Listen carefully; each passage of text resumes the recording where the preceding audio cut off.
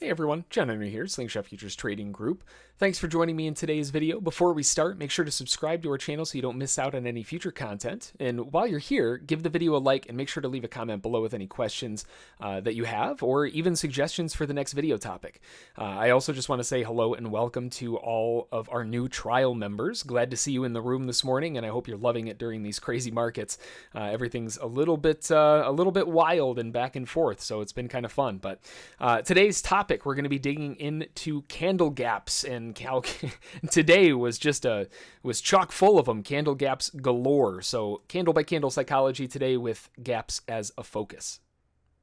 So looking at the morning session so far, it's been a wild one on the NASDAQ. Now, as far as the S&P goes, it left behind a lot of clues, and one of the big things that I want to touch base on today are candle gaps while we're going along the candle psychology here. So first off, one of the big things like we're always looking for when we're first starting off the day, what's going on, right? What's happening? What's the context of the move? What's going, up? What's going down? Where's the market moving in connection to yesterday? And here we can see that we closed yesterday at 32.99.75, and we opened up way up here, almost at our half DP from the morning brief at 33.40.4. So that's a big zone of resistance that's going to be coming in and trying to push the market back down a little bit right out of the gates. Now, it is also a big gap up. So any longs who were long in this move to the upside going, into the end of the night and through the morning session, etc., opening up way up here, what better place to take profit, right? Way up at the top, above, outside yesterday. That's a really good place to be looking for. So a pullback is kind of expected. That's what you expect to see in this type of situation.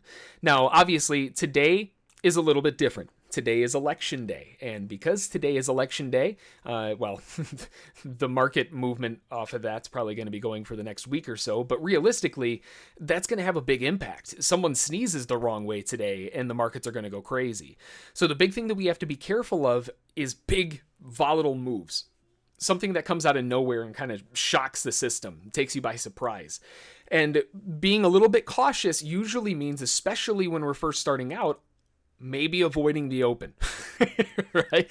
One of the biggest things that a lot of traders can do when they first start out is just avoid the open. Some of the biggest losses and biggest mistakes that you'll make happen at the open. Now, if you're an intraday scalper, then the open's definitely going to be where you're hanging out, but just be careful because that's when things get a little bit whippy dippy and gross. So we're kind of seeing, where are we? We're opening up kind of by resistance, but we're not testing anything. Nothing is really happening yet. We're balanced. Looks like buyers are taking profit, but there's no action to be had yet. Now, the next one is a micro double bottom and rotated back up, which is basically just an inside bar of the first one, and just a little smaller. That's all. Buyers may look at that as a potential reversal, trying to get the move going up, but all in all, it's not that much of a bull bar. It's not really that good. And if you add that up with the previous candle, you've got the open here and the close here with a body or a wick up to the top and a wick down here. It's just not a very good looking candle. It doesn't scream buy me.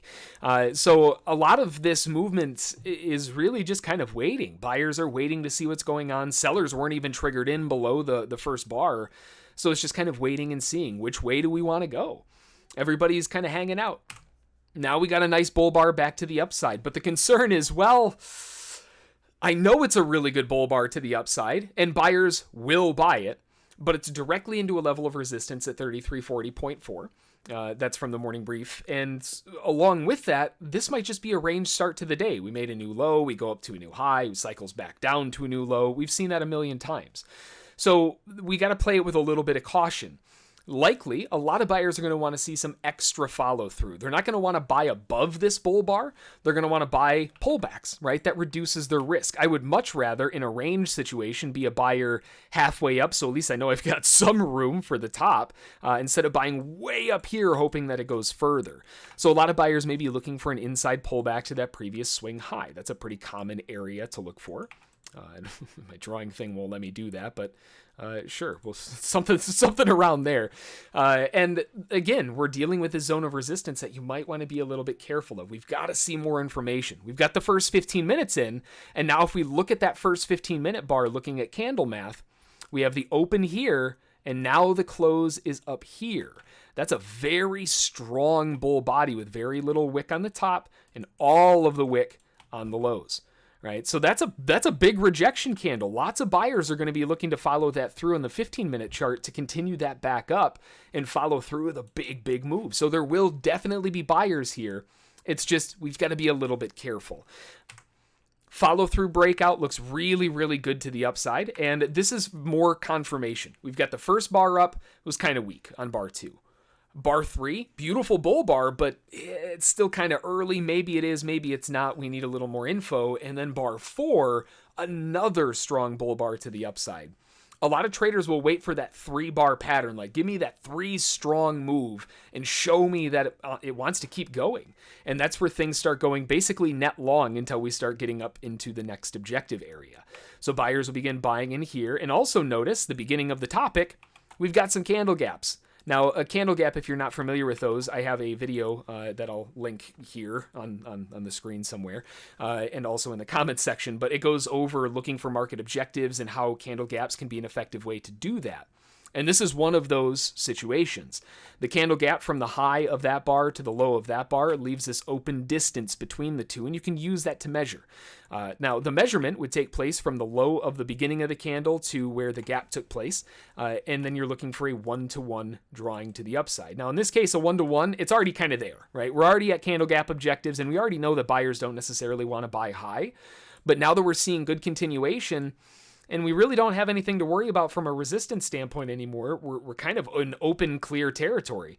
This is the big thing that happens when markets leave the door open. Leaving the door open meaning unfilled gaps like this, where they just drive down and it stays there. Markets don't like that. The job of the market is to fill orders. And now that we're in this no man's land, if buyers want to keep cruising, there's nothing to really stop them until we get up into the 3380s.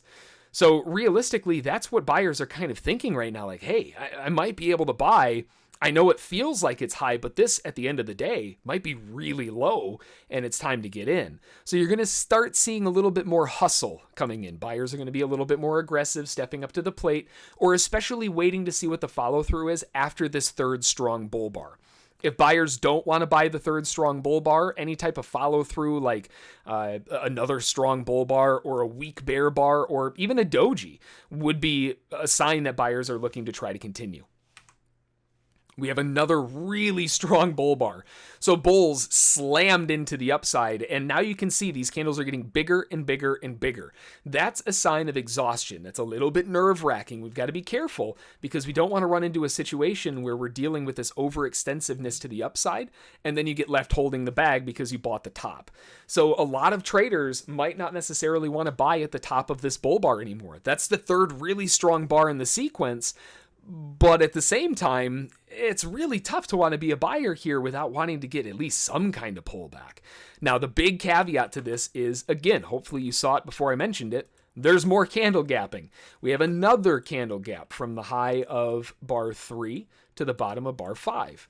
And that gives us another way that we can project up. Now, the projection up, all you have to do is, again, measure from the low to the low, in this case, because we're measuring up. I'm going to use my 1-to-1 Fibonacci template. It's just easier to do it that way. And that gives us upside objectives of around 33.57. As long as that objective is still open, buyers are going to keep looking to buy. The closer we are to that objective, then it's mostly going to be scalpers because swings are already in, they've been in. But the closer we get to it, as long as it stays open, it's still game time. Buyers show a doji. Nobody really won anything, but in this context, we have that 3-bar sequence initially, but bar 2 was kind of weak. Maybe wait for another one. Now we have a big giant blow off. Oh, but maybe it's an overextension. You can feel the confusion here. Like, man, this might just really pull back. And then it goes into a doji. Wait a minute. You know, I thought this was going to pull back. Why am I still waiting for this? It's not pulling back. And you start getting that rush, that urge where everybody starts getting into a hurry. Like, wait a minute, this is starting to really rally. I need to get in this before it leaves me behind. So a lot of buyers will start buying the close of this doji. Buying below the doji would be phenomenal just to finish off that final objective. But guess what? There's another one. We've got another candle gap from the top of that bull bar to the bottom of the doji. And then we can use the same measurement tool and we can look at where that is projecting from. Let's try that again. There we go. So now we've got objectives not just at 57.25, but we also have confirmed objectives so far at 64.50. So there's still more momentum saying this is going up and you need to get in the train or you're going to miss it. This is where buyers start getting really aggressive and buying just at the top, not caring really, just looking to get on for the move. And there's the follow through, really good, strong bullishness. And now this is where things get a little bit interesting because now we're not seeing any candle gapping. There's no candle gapping inside of here. In fact, it's negative gapping, right? It's down here. So with that in mind, we're also completing candle gap objectives, completed basically that objective there. This is going to be really tough for buyers to keep this going, especially knowing that we're hitting a major objective. I'm not necessarily suggesting that sellers are going to sell here, not with as strong of a rally as this is, but overextensive sellers who are looking for the buyers to overextend into their objectives and then jump on the first sign of weakness might be looking to fade into this move up into the 64.25 because the gapping went away. There's no more strength. We're not looking for any further up objectives at the moment. We get a bear bar rejection off the top. That's not a surprise. It's probably buyers taking profit. Who would have thought? This is the second bear bar that we've had the entire day, excluding the doji. That's just the neutral candle. Everything else has been bullish up to now. So buyers will be looking at this thinking, yeah, okay, that giant bull bar, and you mean to tell me that this is going to try to take it back? Okay, best of luck. Shorts will short here. For sure, but that's because their risk reward is fantastic. They're able to short below this bear bar with a stop above the bear bar, but their targets are way down back down to at least 33.40. So the risk reward for them is really good, which means the probability is probably pretty bad. That also means that if, the sellers have bad probability, who has the high probability? Probably the buyers, right? Flip the script, look in the other direction, and we can see now that buyers will probably be waiting underneath this bear bar to take more of those contracts back up to finish the job. Now we go to the next one, and that's exactly what happened. They buy below the bear bar, and it pushes back up with a nice, strong bull close. Now notice another key thing here. What's forming? This one's a little bit weird, but we're also forming a bit of candle gapping, right? We had candle gapping to the bear bar, but it made a new low.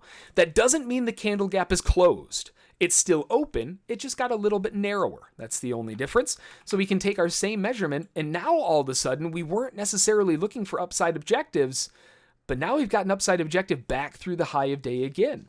Along with that, any buyers who didn't buy into this now have a super tiny little bull bar that they can buy above, knowing that shorts are in a low probability situation and we're right next to their stops. So what buyers will do here is they'll buy above this bull bar with the understanding that their risk can be right underneath it. If they're wrong, it's tiny. But if they're right, this could continue up for a 2-to-1 rally back up through the highs, at least back up towards the scalper's target, if not a little bit further. Giant bull breakout. So this is going to be a lot of icing on the cake. A lot of traders will be super happy about this because this is not only a big move up, but it's also completing a lot of objectives.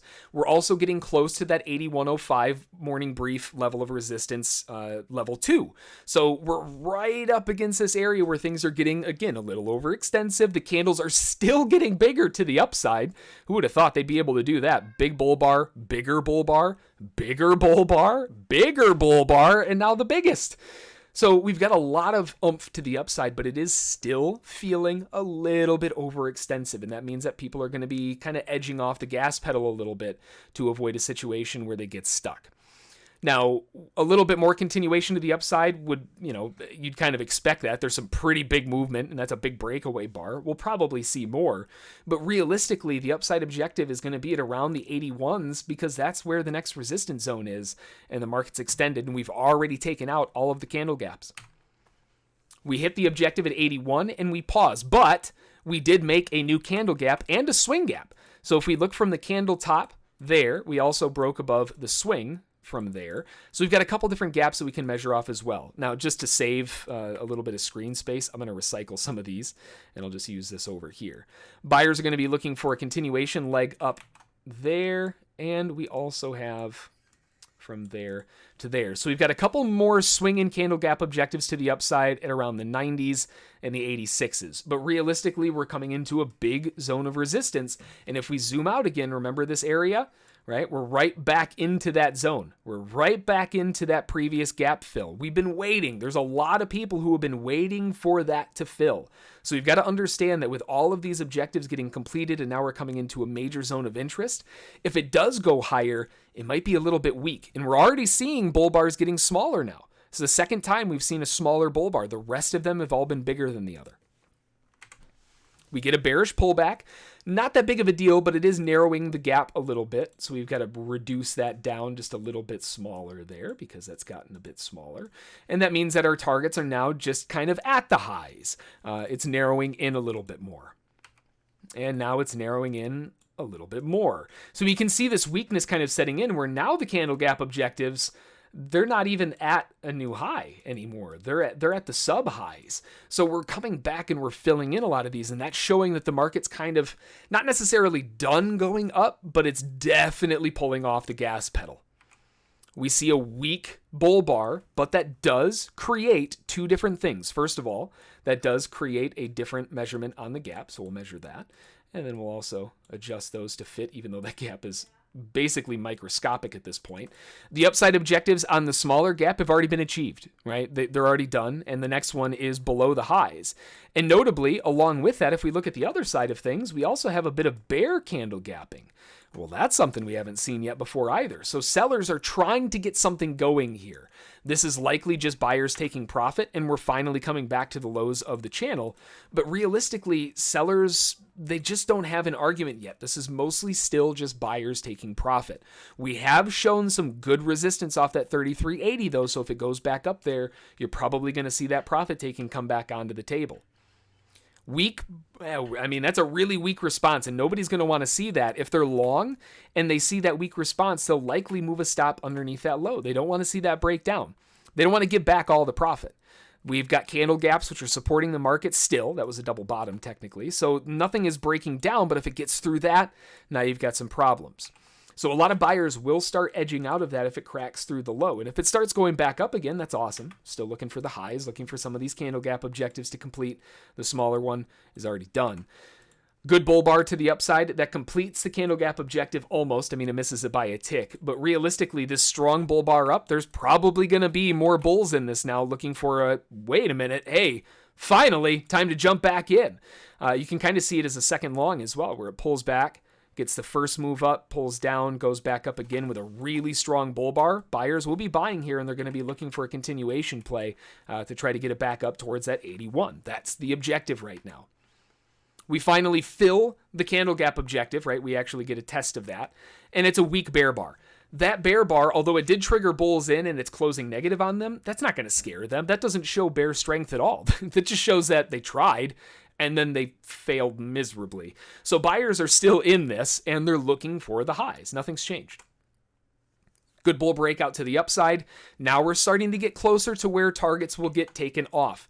Back to where these high closes are, back up to the highs, back up to that morning brief level of resistance. Everything's stacking together, and then just a little bit above that, you've got the retest of the base of the channel too. So there's a lot of things that are really starting to push down on this. If it does break to a new high, it wouldn't necessarily be a surprise to see some profit taking coming in. Plus, take a look at the time of day. We're getting into 11 o'clock. We haven't really seen a reversal yet. It might be looking for a pullback or a stall, maybe just go into a range. And now we've got some bearish weakness, and then we start moving into lunchtime. So going into where we are at the moment, there's been no pullback. The market hasn't really given anything to work with as far as a pullback is concerned. Buyers are obviously very intent on continuing this up, and it looks like it's continuing sooner than later. Forming an ascending wedge or a flat-topped wedge that's attempting to break out of the highs. This is going to be the area where if we're going to keep this going and they're going to keep it rallying aggressively higher, that's going to be where they're going to want to see it done at. Now, looking back for some larger objectives, realistically, looking forward, some larger objectives at 3,400 stands out like a sore thumb. That was a brick wall the last time they were there. And if we can get this bullish break to the upside, then you're looking for that overextensive rally up to that point. If they fail and it starts turning down, though, this could end up being the top, and we might end up seeing this thing slide all the way back down. Remember, it's election day, so anything can happen. But that's kind of what I'm looking at right now going into the rest of the day, and that's the candle by candle psychology. Candle gaps all over the place. But hopefully you found it useful, interesting, entertaining, something you can add to your tool belt. As always, if you have any questions, feel free to shoot me an email, jhb@ssftg.com. And that'll do it. So enjoy, rest up. I hope you had a great day of trading, and we will see you all in the next one. Thanks.